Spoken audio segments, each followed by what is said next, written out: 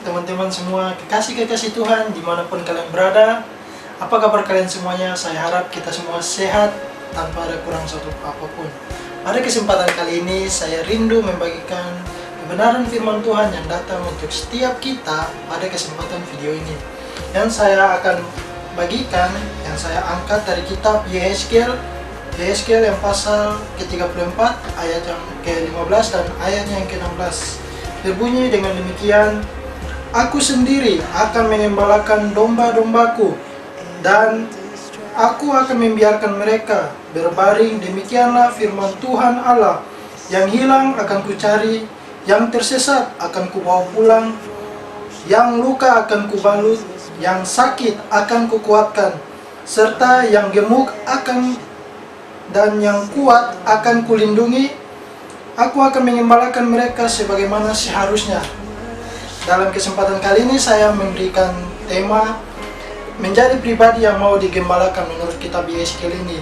Sebagaimana kita dalam kehidupan kita sehari-hari, kadang kita lupa sikap hati kita yang cenderung menjadi keras, tidak mau untuk digembalakan oleh Tuhan. Seperti kitab Yehezkiel ini berkata bahwa bangsa Israel sendiri pun memiliki sikap hati yang keras dan cenderung tidak mau memberikan hidupnya untuk digembalakan oleh Tuhan. Jadi yang menjadi penekanan penting dari kitab ini, bagaimana cara respon kita untuk mengindikasikan hidup kita kepada Tuhan dan mendedikasikan firman-Nya dalam hidup kita sebagai bukti deklarasi bahwa kita benar-benar hidup mencintai Tuhan dan hidup mau digembalakan oleh Tuhan. Oke teman-teman, ada poin pertama kesempatan kali ini yang saya akan angkat, yaitu sikap dan respon hati yang benar dan yang sesuai dengan apa maunya Tuhan. Di sini kalau kita mundur kembali lagi bahwa ketika bangsa Israel ada dalam pembuangan di Babel, mereka cenderung mempunyai sikap hati yang sangat keras, tidak mau taat terhadap suara Tuhan. Dan ini yang sering terjadi akhir-akhir ini dalam gereja-gereja Tuhan pada zaman sekarang ini. Banyak orang melupakan esensi sikap hati yang mau taat, sikap hati yang mau dibentuk, sikap hati yang mau digembalakan, dan respon hati yang sebenarnya yang apa yang Tuhan mau dalam hidup kita, tapi kita seakan-akan melupakan semuanya itu. Oleh karena itu sangat penting bahwa sikap hati yang mau digembalakan itu menjadi landasan prinsip hidup kita dalam kekristenan. Dan kalau kita maju lagi pada Yehezkiel pasal yang ke-36 ayat yang 26 juga berkata seperti demikian, yang akan saya bacakan kepada semua kita, yaitu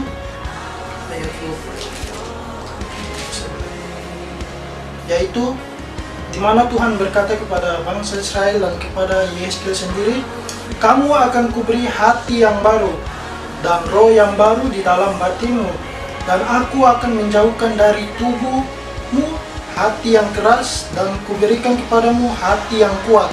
Di sini yang saya dapati, ketika saya mendekatkan diri, ketika kita mendekatkan diri kepada Tuhan, kita mendapatkan sesuatu yang mungkin menjadi kelemahan kita, di mana kita memiliki hati yang keras, hati yang tidak mau taat kepada Tuhan.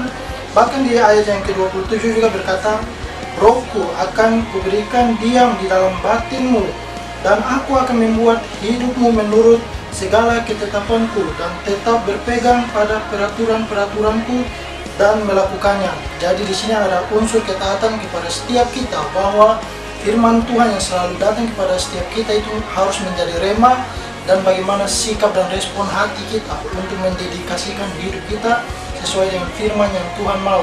Karena Tuhan sendiri yang berkata, "Akulah jalan dan kebenaran, barang siapa datang melalui aku, dia akan memperoleh hidup." Dan Tuhan sendiri adalah firman seperti yang dikatakan di Yohanes pasal yang ke-1 itu, dan juga Yosua pasal yang 1 ayat yang ke-8, "Janganlah engkau lupa memperkatakan kitab Taurat ini, tetapi renungkanlah itu siang dan malam, dan engkau akan berhasil dan perjalananmu akan disertai." Itu yang menjadi rema untuk setiap kita, bagaimana respon dan hati kita ini untuk mendedikasikannya sepenuhnya untuk Tuhan, menjadi sebuah deklarasi yang harus kita wujudkan sebagai prinsip hidup kita. Terus poin yang kedua yang akan saya angkat dari kita untuk menjadi pribadi yang mau digembalakan, yang pertama tadi, sikap dan respon hati yang Tuhan mau itu seperti apa, yaitu hati yang baru yang sudah ditahirkan oleh Tuhan dan mau mendedikasikan firman-Nya itu dalam hidup kita. Terus yang kedua, yang menjadi penekanan dari menjadi pribadi yang mau digembalakan itu adalah motivasi yang benar. Jadi di sini dari pengalaman hidup saya, dalam perjalanan hidup saya, kadang saya memiliki satu kelemahan keterbatasan ini ketika saya punya hati yang salah, respon hati yang tidak benar, yang maunya ikut maunya Tuhan, saya cenderung menyimpang dan berada dalam kemalangan dosa. Terus yang menjadi penekanan yang ini, motivasi yang benar ini, kadang semua orang mau mengikut Tuhan, mau digembalakan, mau menjadi domba kepunyaannya Tuhan, karena mereka punya motivasi yang salah. Mereka punya motivasi yang salah, cenderung mereka ingin ada maunya saja ketika mengikut Tuhan, tapi tidak ada ketulusan atau memang betul-betul murni mencintai Tuhan. Jadi ini yang menjadi faktor penyebab kenapa kita hidup dalam kemalangan dosa, kenapa perubahan itu susah sekali terjadi, kenapa kita cenderung susah memiliki hati yang baru seperti dikatakan Yeskel tadi, kenapa batin kita ini sangat tidak disegarkan oleh roh dan yang berasal daripada Tuhan sendiri. Dan saya merasakan itu dalam pribadi saya secara jujur. Ketika saya melangkah jauh dari Tuhan, saya merasa sebuah distraksi atau gangguan dalam hidup saya. Saya merasa memang benar, dosa membuat saya menjadi puas, menjadi nyaman dan bahagia, tapi itu hanya sementara. Itu hanyalah sebentar dan selanjutnya akan hilang begitu saja. Ini yang membuat saya menjadi terasa seperti hampa. Bahkan Salomo sendiri pun merasakan demikian ketika dia hidup dalam kemegahan, dalam hikmat yang berlimpah. Tapi dia merasakan ketika dia di luar Tuhan, dia merasakan bahwa dia ini hanya melakukan semuanya ini seperti dia menjaring angin. Sia-sia ketika kita jauh dari Tuhan. Tapi di sini yang menjadi penekanan dasarnya itu ketika kita mau digembalakan oleh Tuhan, kita mau melakukan indikasi yang maunya Tuhan, mengarahkan hidup kita sepenuhnya kepada Tuhan, kita mendapatkan satu tujuan, satu makna dalam hidup kita, bahwa sebenarnya semua yang terjadi ini hanyalah sebentar, ini hanyalah fana sifatnya. Tapi ketika kita mau mengejar realitas surga itu, kita percaya bahwa ada makna, ada sesuatu yang menjadi tujuan hidup kita ketika kita mengejar kekekalan itu.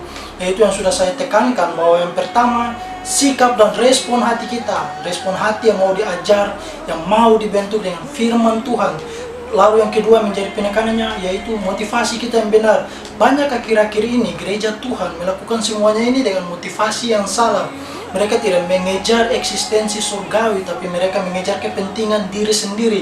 Seperti pada Yeskel pasal 34 yang saya hike ini, di mana bahwa bangsa Israel ini memiliki sikap dan respon hati yang salah, di mana gembala-gembalanya hanya mementingkan kepentingan diri sendiri dibanding kepentingan domba-dombanya. Ini yang menjadi kesedihan bagi Tuhan, sehingga Tuhan yang mengambil inisiatif, mengambil tindakan bahwa dia ingin melakukan semuanya ini karena dia ingin mengembalakan domba-dombanya, sehingga domba-dombanya tidak dicuri, tidak disesatkan oleh iblis ataupun oleh pasukan Babel.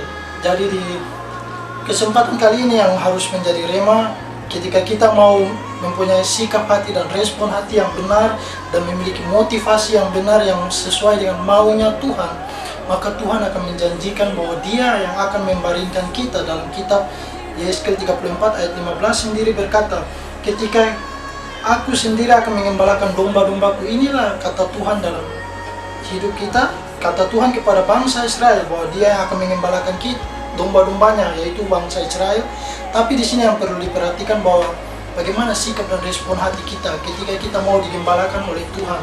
Lalu yang kedua, bagaimana motivasi kita, apakah kita benar-benar sungguh mencintai Tuhan atau ada maunya. Dan yang terakhir yang menjadi remanya, yaitu berkomitmen dengan sungguh-sungguh. Ini juga menjadi satu faktor yang menentu ketika kita mau digembalakan oleh Tuhan. Ketika kita sudah mempunyai respon hati yang benar, ketika kita sudah mempunyai sikap hati dan motivasi yang mau mengikut Tuhan karena benar-benar mencintai Tuhan, lalu di sini yang terakhir kita harus berkomitmen dengan sungguh-sungguh. Ini yang menjadi rema bahwa suatu contoh komitmen ialah kita membangun sebuah prinsip, lalu kita menghidupkannya, kita melakukannya dalam kehidupan kita, dan ini bukan hanya sebuah perkataan, tapi ini harus menjadi tindak aksi nyata bahwa kita adalah orang yang mau berkomitmen mencintai Tuhan, hidup mau menjadi pribadi yang mau digembalakan oleh Tuhan. Jadi komitmen ini merupakan perbandingan antara integritas. Kita berbicara tapi kita harus sesuaikan dengan apa yang kita sampaikan, itu menjadi aksi nyata bahwa kita benar-benar melakukannya, dan kita harus bisa menjadi pelaku firman yang benar-benar sejati mau mencintai Tuhan. Di sini yang saya tekankan, seperti apa komitmen yang saya maksudkan di sini, yaitu dalam Yohanes 15 ayatnya yang ke-7. Jikalau kamu tinggal di dalam aku dan firmanku tinggal di dalam kamu, mintalah apa saja yang kamu kehendaki dan kamu akan menerimanya. Jadi ketika kita menghidupi firman dan kita berkomitmen untuk bersungguh-sungguh menjalani prinsip firman Tuhan ini dalam kehidupan kita, kita mau mendedikasikannya dengan motivasi yang benar. Apa yang menjadi kekhawatiran, ketakutan kita, entah itu ketakutan mengenai masa depan kita, jodoh kita, karir pekerjaan kita, pendidikan kita, itu merasa seperti tidak ada beban apapun. Yohanes sendiri yang mengatakan, menekankan bahwa apa saja yang kamu kehendaki dan kamu akan menerimanya.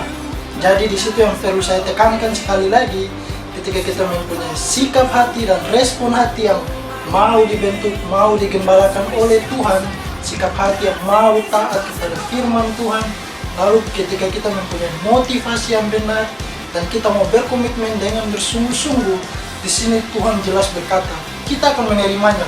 Bahkan kalau kita mau mundur dalam Yohanes pasal yang ke-10 ayat ke-10 juga berkata demikian, pencuri akan datang membinasakan, tetapi aku datang memberi hidup dalam segala kelimpahan.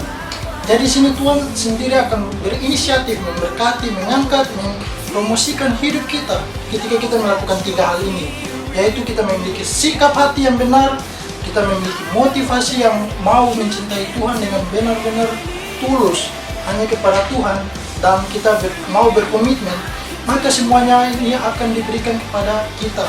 Bahkan Yesaya sendiri pun mencatat demikian dalam Yesaya pasal 60 ayat yang ke-15, sebagai ganti keadaanmu dahulu ketika engkau ditinggalkan, dibenci dan tidak disinggahi seorang pun, sekarang aku Tuhan sendiri yang berkata akan membuat engkau menjadi kebanggaan abadi, menjadi kegirangan turun-temurun. Itulah yang menjadi landasan kita, bahwa kita memiliki, sekali lagi yang saya harus tekankan, sikap hati yang benar, yang mau taat, yang mau digembalakan oleh Tuhan sendiri sesuai dengan firman yang ada tercatat dalam kitab, dan kita mempunyai motivasi yang benar, dan kita memiliki suatu komitmen, kita akan mendapati bahwa Tuhan akan bekerja dalam hidup kita semakin hari semakin indah sesuai dengan rancangannya.